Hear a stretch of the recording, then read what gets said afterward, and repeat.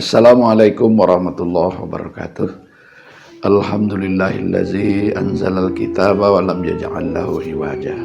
Asyhadu an la ilaha illallah wahdahu la syarikalah wa asyhadu anna Muhammadan abduhu wa rasuluhu la nabiyya ba'dah. Allah Ta'ala fil Qur'anil Karim. A'udzu billahi minasyaitonir rajim. Bismillahirrahmanirrahim. Ya ayyuhallazina amanu qu anfusikum wa ahlikum nar. Shadaqallahul azim. Para pendengar dan pemirsa PA BKT TV yang dimuliakan, kita akan menyampaikan satu topik tentang meneguhkan keluarga Islami. Islam sebagai agama yang rahmatan lil alamin, wa ma arsalnaka illa rahmatan lil alamin. Islam sebagai agama yang kafah, udkhulu fisilmi kafah, mengatur bagaimana manusia bisa hidup secara lebih baik. Aturan-aturan itu diturunkan oleh Allah melalui Rasul, kemudian dibakukan melalui kitab sucinya Al-Quranul Karim. Di antara 5 maqasid Al-Quran, atau disebut juga dengan maqasidus syar'iyah, satu berkaitan dengan menjaga nyawa manusia, hifzul aqli, hifzul nafsi, hifzul nasli, hifzul din, dan hifzul mal. Menjamin nyawa manusia, menjamin kecerdasan manusia, menjamin keturunan agar baik, menjamin agar kepemilikan, dan menjamin kebebasan dalam berkeyakinan. Kajian kita tentang keluarga, menjamin adanya keluarga yang islami.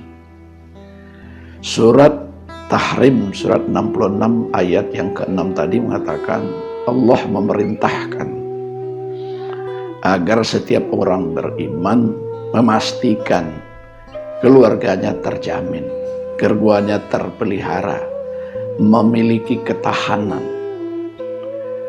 Dari apa bentuk-bentuk ketahanan yang mesti dipelihara, dijamin oleh keluarga? Ada 8 fungsi keluarga yang diharapkan itu berfungsi efektif dan akan menjadikan keluarga itu menjadi keluarga yang sakinah, mawaddah, warahmah. Pertama, fungsi religius, fungsi keagamaan. Di keluargalah mulainya terbangunnya pengetahuan, kebiasaan, dan amaliyah agama.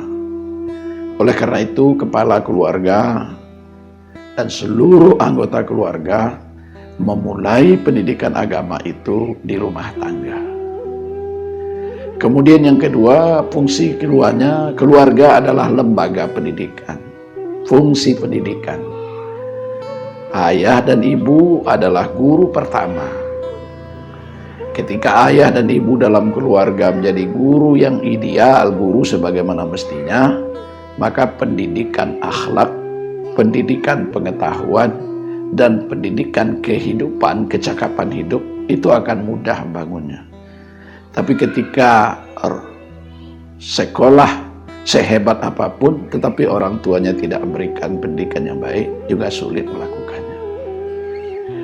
Yang ketiga, keluarga juga menjadi tempat berlangsungnya proses ekonomi, fungsi ekonomi. Keluarga yang baik ada di dalamnya hak-hak ekonomi. Suami sebagai kepala rumah tangga, istri sebagai penjaga rumah tangga dan pengatur lalu lintas keuangan, anak sebagai tanggung jawab, mesti berjalan sebagaimana mestinya.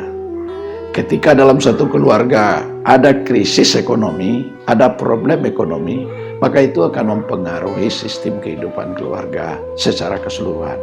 Nah, oleh karena itu dipersyaratkan orang baru boleh berkeluarga kalau sudah mampu secara ekonomi. Yang keempat, fungsi lingkungan. bahwa keluarga pula lah yang membentuk lingkungan lebih awal. Seorang keluarga tidak akan bisa memisahkan diri dari tetangganya, dari orang-orang di sekitarnya. Jadi pendidikan lingkungan, baik lingkungan fisik maupun lingkungan yang terbangun non-fisik, kebiasaan dan cara-cara hidup, itu sesungguhnya diawali dari rumah tangga. Yang kelima, fungsi sosial budaya. Di dalam keluarga mesti terbangun, mesti tumbuh dan kembang bagaimana budaya, bagaimana sosial tercipta secara baik. Bahwa kita dengan tetangga, bahwa kita dengan orang yang ada hubungan, baik hubungan pekerjaan maupun hubungan darah ataupun hubungan-hubungan ekonomi, itu mesti terbangun hubungan sosial dan hubungan kebudayaan.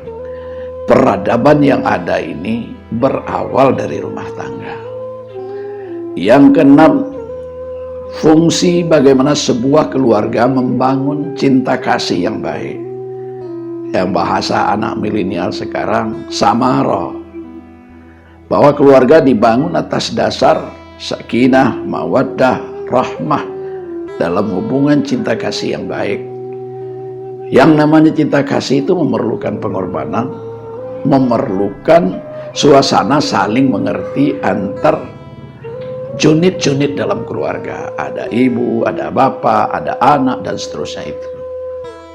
Kemudian yang ketujuh, keluarga mesti secara terus-menerus mengembangkan bagaimana pewarisan keturunan, fungsi reproduksi. Bahwa keluarga mesti secara terus-menerus mewariskan sistem keturunan yang baik. Dan yang kedelapan, keluarga juga memiliki tanggung jawab di dalam hubungannya dengan kondisi, situasi, perkembangan, bagaimana tumbuh kembangnya generasi dalam keluarga. Artinya fungsi kesehatan, fungsi bagaimana pewarisan itu terjadi.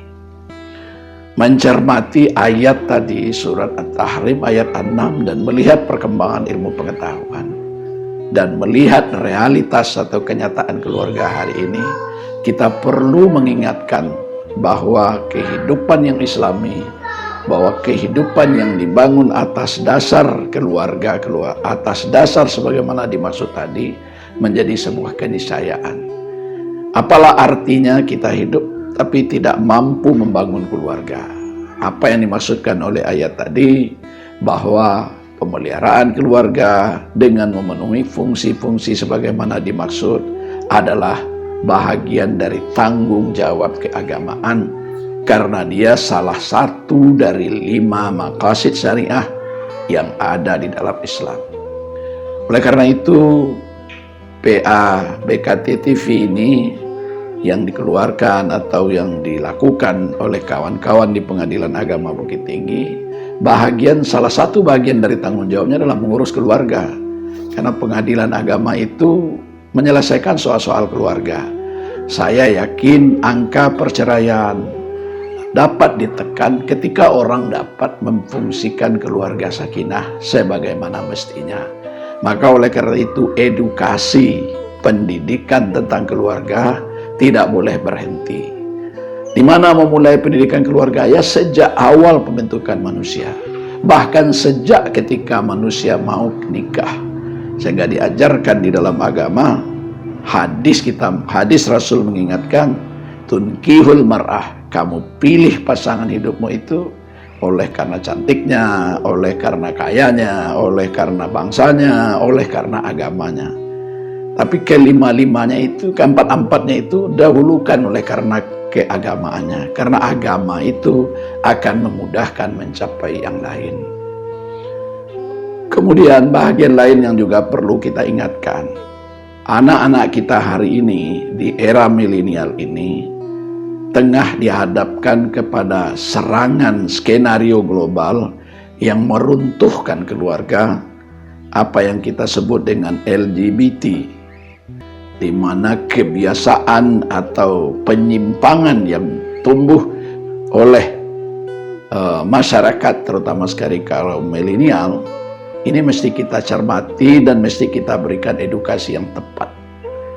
Sikap atau cara-cara berkeluarga yang tidak baik itu akan berdampak kepada kehidupan bukan hanya orang per orang, tapi juga pada generasi dalam konteks yang lebih luas.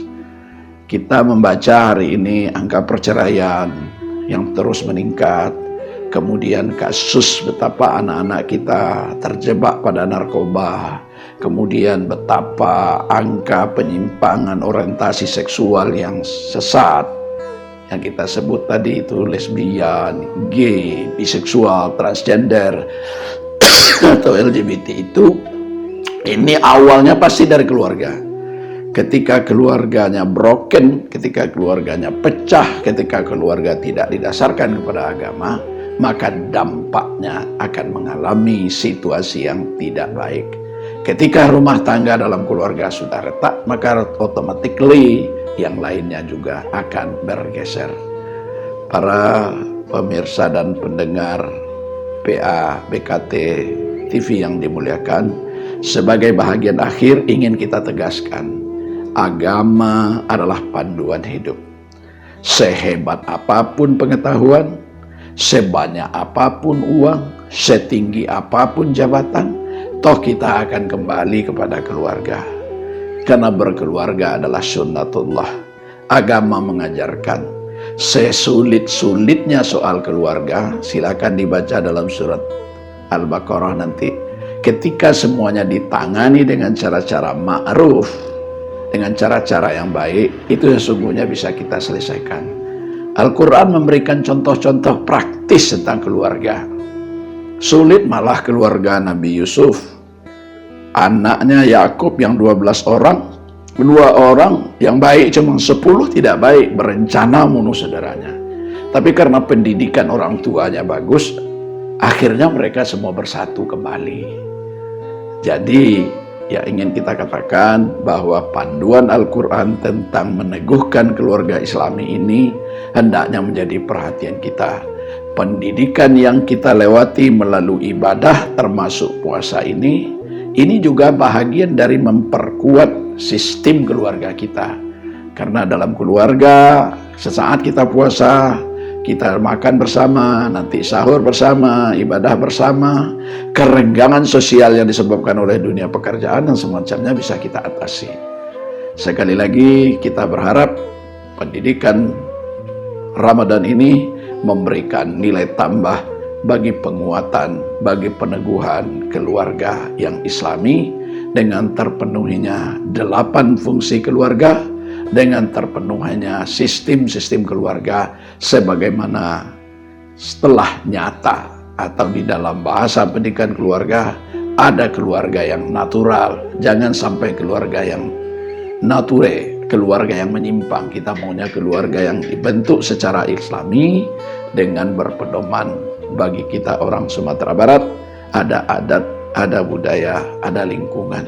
Semoga keluarga Islami, keluarga yang sakinah, mawaddah, warahmah, memiliki ketahanan yang baik, dan semoga kita terjamin dan terjamin menjadi orang baik dan terjauh dari kesulitan-kesulitan, apalagi kesulitan di akhirat kelak masuk neraka. Sekali lagi terima kasih, mohon maaf. Assalamualaikum warahmatullahi wabarakatuh.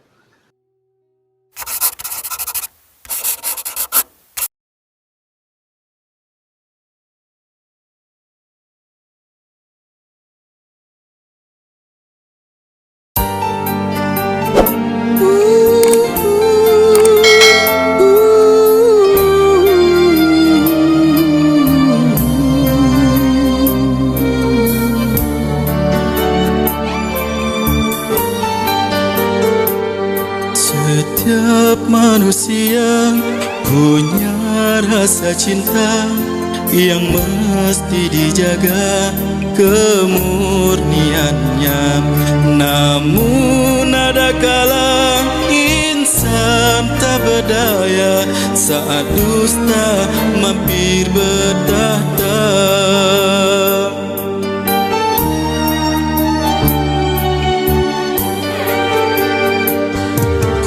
Inginkan dia yang punya setia menjaga kesuciannya. Saat ku tadang, ku jauh darinya, amanah pun jadi penjaganya. Hatimu tempat berlindungku dari kejahatan syahwatku. Tuhanku, merestui itu, dijadikan engkau istriku. Engkaulah bidadari surgaku.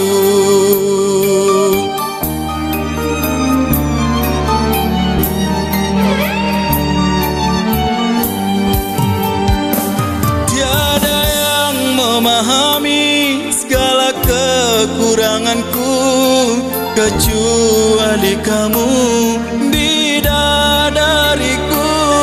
Maafkanlah aku dengan kebodohanku yang tak bisa membimbing dirimu. Hatimu tempat berlindungku dari kejahatan syahwatku. Tuhanku, merestui itu, dijadikan engkau istriku. Hatimu tempat berlindungku dari kejahatan syahwatku. Tuhanku, merestui itu, dijadikan engkau istriku. Engkaulah bidadari surgaku. Rabbana hablana min azwajina wa zurriyatina qurrata a'yun waj'alna lil muttaqina